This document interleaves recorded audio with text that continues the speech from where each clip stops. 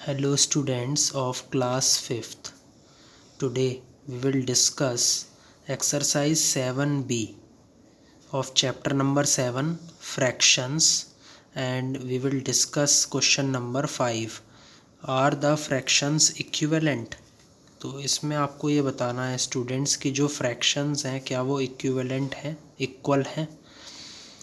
तो ये पार्ट हम सॉल्व करेंगे। सबसे पहले 5/6 15/12। तो ये दो फ्रैक्शन आपको दिए गए। अब आपको ये बताना है कि ये जो दोनों फ्रैक्शंस हैं ये इक्विवेलेंट हैं। तो आप क्या कर देंगे, क्रॉस मल्टीप्लिकेशन कर देंगे। तो क्रॉस मल्टीप्लिकेशन के बाद क्या आ जाएगा, 12 multiplied by 5 is equal to 60 and 15 multiplied by 6 is equal to 90। तो as the products are not equal, यहाँ पर जो प्रोडक्ट्स हैं वो इक्वल नहीं है। Therefore fractions are not equal और इक्विवेलेंट। तो इसलिए ये जो दोनों फ्रैक्शंस हैं 5/6 और 15/12 ये इक्विवेलेंट नहीं होंगे। तो इसका आंसर आ जाएगा नो।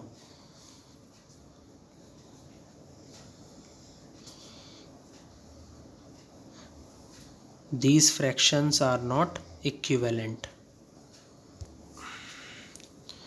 सी पार्ट में क्या है स्टूडेंट्स, 30/75 और 2/5 ये दोनों फ्रैक्शंस हमें दिए गए। इनका हम क्या कर देंगे, क्रॉस मल्टीप्लिकेशन। तो 5 multiplied by 30 is equal to 150 and 2 multiplied by 75 is equal to 150। As the products are equal the fractions are equal. यहाँ पर क्या है स्टूडेंट्स, जो प्रोडक्ट्स हैं वो कैसे हैं, इक्वल हैं, बराबर हैं। तो इसलिए ये दोनों फ्रैक्शन कैसे हैं, इक्वल हैं और इक्विवेलेंट हैं। तो इसका आंसर हो जाएगा yes. These products are equal, therefore these fractions are equivalent. Now E part, 19/38 1/2। अब हम क्या कर देंगे, क्रॉस मल्टीप्लिकेशन। तो 19 multiplied by 2 is equal to 38 and 38 multiplied by 1 is equal to 38। As the products are equal, यहाँ पर जो products हैं वो कैसे हैं, इक्वल हैं। द फ्रैक्शंस आर इक्वल, तो इसका आंसर क्या हो जाएगा, yes. Yes, these two fractions are equivalent. Question number 6, इसमें आपको लेस देन, ग्रेटर देन और इक्वल टू का साइन लगाना है बॉक्सेस में। तो बी पार्ट है 13/15 और 14/15। बताइए इन दोनों में से कौन सा बड़ा होगा फ्रैक्शन। तो यहाँ पर डिनोमिनेटर्स कैसे हैं, सेम है। तो हम क्या देखेंगे, न्यूमरेटर देखेंगे। तो न्यूमरेटर में जो 14 है वो 13 से कैसा है, बड़ा है। तो यानी कि जो 14/15 है वो कैसा होगा, बड़ा होगा 13/15 से। तो इसमें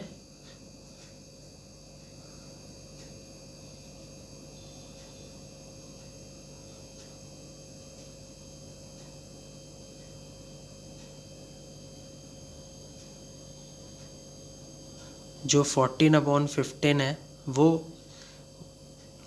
कैसा है, ग्रेटर देन है 13/15 से। नाउ डी पार्ट,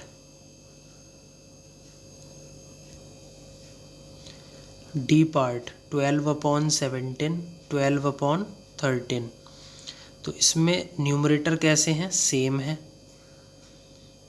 तो हम क्या देखेंगे, डेनोमिनेटर। तो डेनोमिनेटर जिसका बड़ा होगा वो कैसा फ्रैक्शन होगा, छोटा फ्रैक्शन होगा। तो 12/17 less than 12/13 because 17 is greater than 13। Okay, तो इसमें लेस देन का साइन आ जाएगा। सेवन्थ का ए पार्ट 1/2 2/5। इस क्वेश्चन में क्या करेंगे आप, सबसे पहले जो डिनोमिनेटर्स हैं उनको इक्वल बनाने की कोशिश करेंगे। तो जब आप 1/2 में 5 की मल्टीप्लाई कर देंगे न्यूमरेटर और डिनोमिनेटर में, तो क्या आ जाएगा 5/10। अब 2/5 में जब आप 2 की मल्टीप्लाई कर देंगे न्यूमरेटर एंड डिनोमिनेटर में, तो क्या आ जाएगा 4/10। तो 4/10 और 5/10 जब आप इनमें कंपैरिजन करेंगे तो यहाँ पर डिनोमिनेटर्स कैसे हो गए, सेम हो गए। तो आप क्या देखेंगे, न्यूमरेटर, तो न्यूमरेटर में 5 कैसा है, बड़ा है 4 से, देयरफॉर जो 1/2 होगा वो कैसा होगा, बड़ा होगा 2/5 से। तो इसमें ग्रेटर देन का साइन आ जाएगा बॉक्स में। C part 3/9 7/21। इसको आप कैसे चेक करेंगे कि 3/9 लिख लेंगे और 7/21 लिख लेंगे। फिर आप क्या कर देंगे, क्रॉस मल्टीप्लाई। तो क्रॉस मल्टीप्लाई करने के बाद 21 मल्टीप्लाइड बाई 3 ये किसके बराबर होगा, 63 के। और 7 मल्टीप्लाइड बाई 9 ये किसके बराबर होगा, 63 के। तो यहाँ पर प्रोडक्ट्स जो हैं वो कैसे हैं, इक्वल हैं। Therefore 3/9 and 7/21 are equivalent fraction. तो बॉक्स में इक्वल टू का साइन आ जाएगा।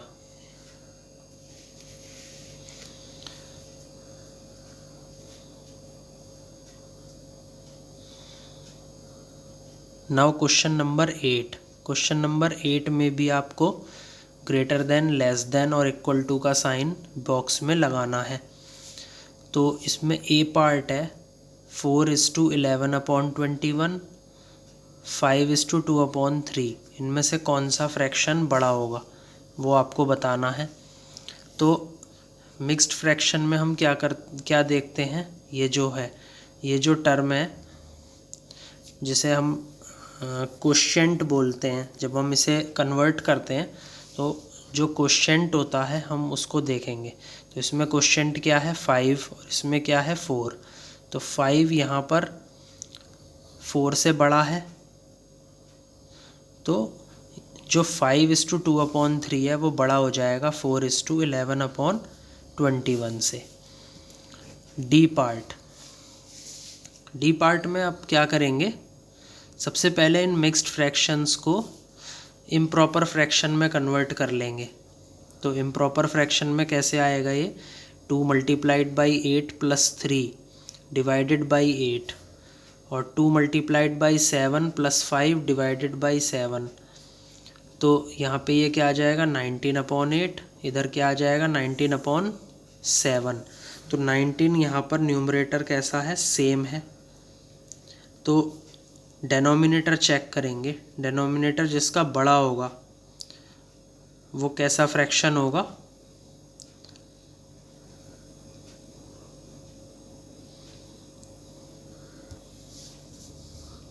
छोटा फ्रैक्शन होगा। तो इसलिए इसमें जो 8 है वो बड़ा है 7 से, तो इसलिए 19/8 छोटा होगा 19/7 से। Now question number 9, right in descending order. Descending order में जब आप इसमें देखेंगे स्टूडेंट्स, तो डिसेंडिंग ऑर्डर का क्या मतलब है, arrangement of fraction from the largest fraction to the smallest fraction. Okay, बड़े से छोटे की तरफ हम चलते हैं इसमें। तो बी पार्ट है 15/13, 15/17, 15/19, 15/21 और 15/16। तो इसमें क्या होगा स्टूडेंट्स कि हम कौन सा कॉन्सेप्ट यूज़ करेंगे, for equal top fraction. Okay, यहाँ पर जो टॉप में जो भी आपको दिया गया है नंबर फ्रैक्शन में, वो कैसा है, इक्वल है, सेम है। तो इसलिए हम क्या देखेंगे इसमें, बॉटम नंबर देखेंगे, जिसे हम बोलते हैं डेनोमिनेटर देखेंगे, क्योंकि न्यूमरेटर कैसा है इन सब में, सेम है। तो जिसका डेनोमिनेटर बड़ा होगा वो फ्रैक्शन छोटा होगा। तो ये लॉजिक हम इसके अंदर उपयोग करेंगे। तो 15/13 जो है वो सबसे बड़ा होगा, क्योंकि इसके अंदर जो डेनोमिनेटर है वो कैसा है, सबसे छोटा है, तो ये सबसे बड़ा हो जाएगा। सिमिलरली फिर इसके बाद 15/16, फिर 15/17, फिर 15/19 और फिर सबसे छोटा क्या हो जाएगा, 15/21। तो इस तरीके से हम लार्जेस्ट से स्मॉलेस्ट की तरफ चलेंगे डिसेंडिंग ऑर्डर में। अब ए पार्ट देख लेते हैं। ए पार्ट में जो डेनोमिनेटर्स हैं वो कैसे हैं, सेम हैं।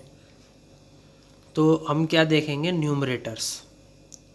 तो इस केस में जो न्यूमरेटर बड़ा होगा, ओके, तो वो फ्रैक्शन बड़ा हो जाएगा।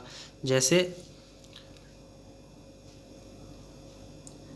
इस क्वेश्चन में दिया हुआ है 13/19। आप क्या करेंगे, इस मिक्स्ड फ्रैक्शन को पहले कन्वर्ट करेंगे इम्प्रॉपर फ्रैक्शन में। 9 × 1 + 4 / 9, तो ये किसके बराबर आ जाएगा, 13/9 के। तो 13/9 सबसे बड़ा होगा क्योंकि इसका न्यूमरेटर सबसे बड़ा है, इसलिए।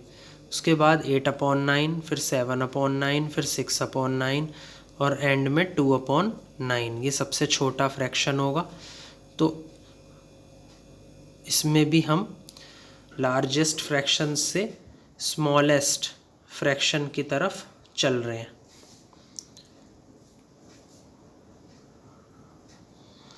अब डिस्कस करेंगे क्वेश्चन नंबर 10। क्वेश्चन नंबर 10 में है right in ascending order. Ascending order में क्या करेंगे स्टूडेंट्स, जो 1:2/21 है, सबसे पहले इसको इम्प्रॉपर फ्रैक्शन में कन्वर्ट कर लेंगे। 21 × 1 + 2/21, ये किसके बराबर आ जाएगा, 23/21। तो 23/21 में जो न्यूमरेटर है वो कैसा है, बड़ा है। तो 23/21 सबसे बड़ा फ्रैक्शन होगा। असेंडिंग ऑर्डर में हम फ्रैक्शंस को स्मॉलेस्ट से लार्जेस्ट की तरफ क्या करेंगे, अरेंज करेंगे। जो सबसे छोटा फ्रैक्शन होगा वो सबसे पहले आएगा, फिर हम बड़े फ्रैक्शन की तरफ इन फ्रैक्शंस को अरेंज करेंगे। जैसे 12/21, इसके अंदर न्यूमरेटर सबसे छोटा है। We will see the numerator because denominators are same. तो न्यूमरेटर क्या है, 12 है। तो जब इसका न्यूमरेटर 12 हो गया तो यानी ये सबसे छोटा फ्रैक्शन हो गया। फिर उसके बाद 14/21, फिर 17/21, 22/21 और फिर एंड में 23/21। C part 5/12, 5/11, 5/9, 5/13, 5/10। इसमें आप देख रहे हैं स्टूडेंट्स कि न्यूमरेटर कैसे हैं, सेम है। तो हम क्या देखेंगे, इसमें डेनोमिनेटर देखेंगे। तो डेनोमिनेटर जिसका सबसे बड़ा होगा वो सबसे छोटा फ्रैक्शन होगा, ओके। तो 5/13 जो है वो उसमें सबसे छोटा है। तो फिर 5/12, 5/11, 5/10, 5/9, ओके। तो 5/9 के अंदर न्यूमरेटर सबसे छोटा है, तो इसलिए ये सबसे बड़ा फ्रैक्शन होगा। तो इस तरीके से आप असेंडिंग ऑर्डर में अरेंज करते हैं। Now question number 11, arrange in ascending order. अब इसमें क्या है स्टूडेंट्स, आपको न्यूमरेटर्स भी अलग अलग दिए हुए हैं, डेनोमिनेटर्स भी अलग अलग दिए हुए हैं। तो इस टाइप के क्वेश्चन में आप क्या करेंगे, इस टाइप के क्वेश्चन में आप जो डेनोमिनेटर्स हैं, डेनोमिनेटर्स में 4 आ रहा है और 8 आ रहा है, तो 4 और 8 का आप क्या ले लेंगे, एलसीएम ले लेंगे, तो वो कितना आ जाएगा 8। और फिर उसके बाद आप डेनोमिनेटर्स को इक्वल करने की कोशिश करेंगे। तो 5/8, 3/4, आपको डेनोमिनेटर में क्या बनाना है, 8 बनाना है। तो 4 की मल्टीप्लाई 2 से और 3 की मल्टीप्लाई 2 से कर देंगे, तो क्या आ जाएगा 6/8, 7/8। और फिर उसके बाद 2/4 में भी आप क्या करेंगे, न्यूमरेटर और डेनोमिनेटर में 8 बना लेंगे। ओके, इसमें आपको डेनोमिनेटर को 8 के बराबर बनाना है, तो इसलिए आप 2 की मल्टीप्लाई न्यूमरेटर और डेनोमिनेटर में कर देंगे, तो आपका फ्रैक्शन क्या आ जाएगा, 4/8। तो फिर उसके बाद अब आप इसमें क्या करेंगे, जो रूल मैंने आपको बताया था कि अगर आपके डेनोमिनेटर सेम है तो आप क्या देखेंगे, न्यूमरेटर्स।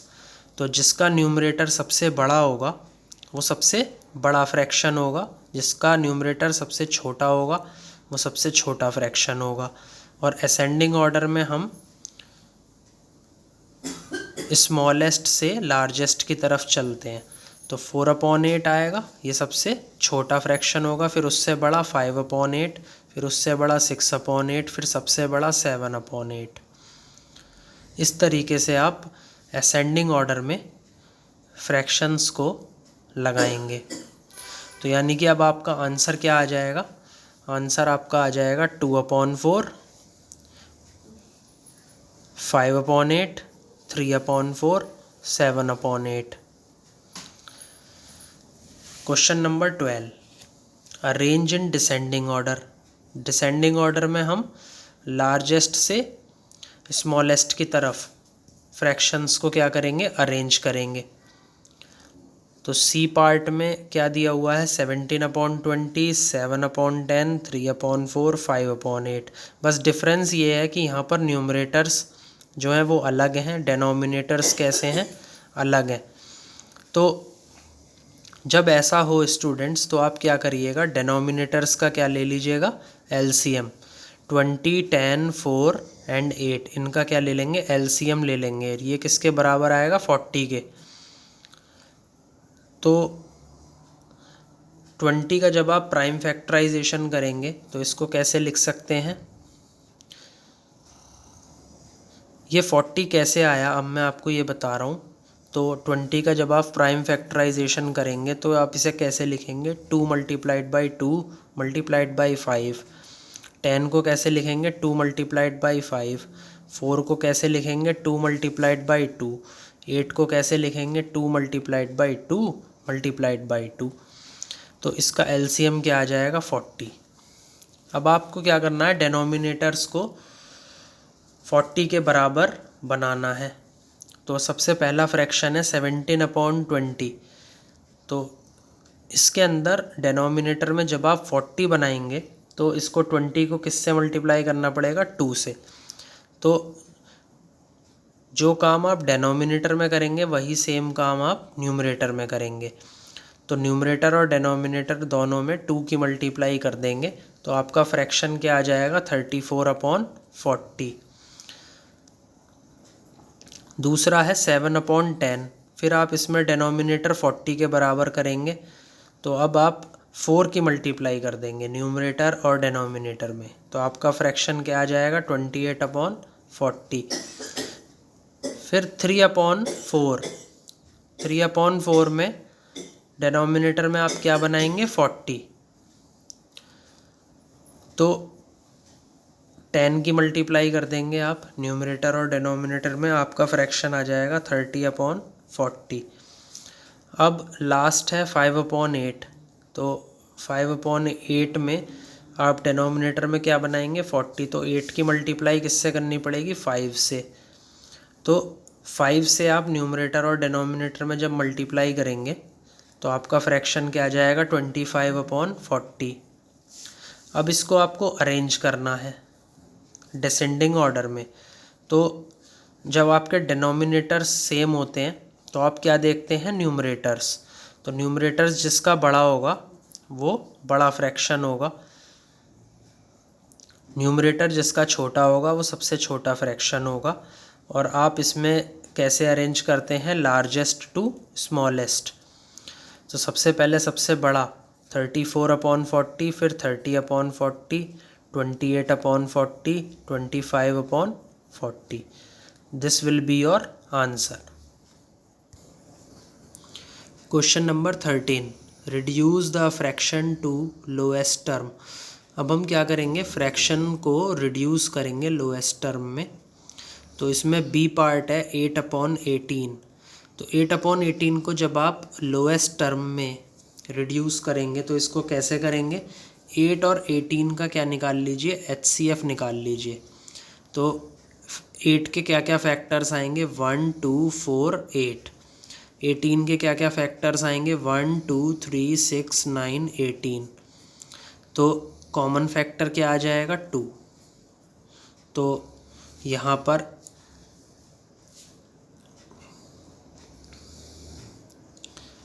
HCF क्या आ जाएगा, 8 और 18 का 2 आ जाएगा। तो 2 से आप क्या कर देंगे, न्यूमरेटर और डिनोमिनेटर में डिवाइड कर देंगे। तो ये क्या आ जाएगा, 4/9। तो 4/9 जो है उसके अंदर अब जो कॉमन फैक्टर है वो क्या है, 1 है। ओके, जब आप 4 के फैक्टर्स लिखेंगे तो वो क्या क्या होंगे, 1 2 4। और जब आप 9 के फैक्टर्स लिखेंगे तो वो क्या आएंगे, 1 3 9। तो इसमें कॉमन फैक्टर क्या आ रहा है, 1। तो जब कॉमन फैक्टर 1 आ जाए बिटवीन न्यूमरेटर एंड डिनोमिनेटर तो तब आप ये समझ लीजिए कि जो फ्रैक्शन है वो लोएस्ट टर्म में होगा। अब सी पार्ट डिस्कस करेंगे, उससे आपको और अच्छे से क्लियर हो जाएगा। 21/14 इसको हमें लोएस्ट टर्म में कन्वर्ट करना है।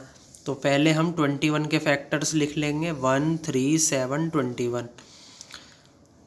फैक्टर्स ऑफ 14 वो क्या आ जाएंगे, 1 2 7। इसमें कॉमन फैक्टर क्या आ जाएगा, कॉमन फैक्टर आ जाएगा 7। ओके, तो HCF क्या आ जाएगा, इसमें 7 आ जाएगा। आप क्या करेंगे, 7 से न्यूमरेटर और डिनोमिनेटर में डिवाइड कर देंगे तो आपका फ्रैक्शन क्या आ जाएगा, 3/2। सो 3/2 is your lowest term because common factor between numerator and denominator is 1, therefore it is in lowest term. E part 144/80। 144/80 में अब हम एक और मेथड यूज़ करेंगे, HCF ही निकालेंगे। लेकिन इसमें अब हम HCF हमने जो सीखा था 6 चैप्टर में मल्टीप्लिकेशन टेबल से हमने निकालना सीखा था। तो अब हम इसमें इस मेथड का उपयोग करेंगे और उससे आंसर निकालेंगे। 144 और 80 का HCF क्या आ जाएगा, 16, क्योंकि 16 की टेबल में ये दोनों आते हैं एक साथ। तो 16 क्या आ जाएगा, HCF। तो हम क्या करेंगे, न्यूमरेटर और डिनोमिनेटर दोनों को 16 से डिवाइड करेंगे। तो फ्रैक्शन क्या आ जाएगा, 9/5। अब आपको ये कैसे पता लगे कि ये लोएस्ट टर्म में है, तो आप क्या करिए, इन दोनों के 9 और 5 के फैक्टर्स लिख लीजिए। तो 9 के फैक्टर्स क्या क्या आएंगे, 1 और 9। 5 के फैक्टर्स क्या क्या आएंगे, 1 और 5। और इसमें कॉमन फैक्टर क्या हो जाएगा, 1। ओके, तो कॉमन फैक्टर जहाँ पर भी 1 आ जाएगा तो आप ये समझ लीजिए कि वो फ्रैक्शन लोएस्ट टर्म में है।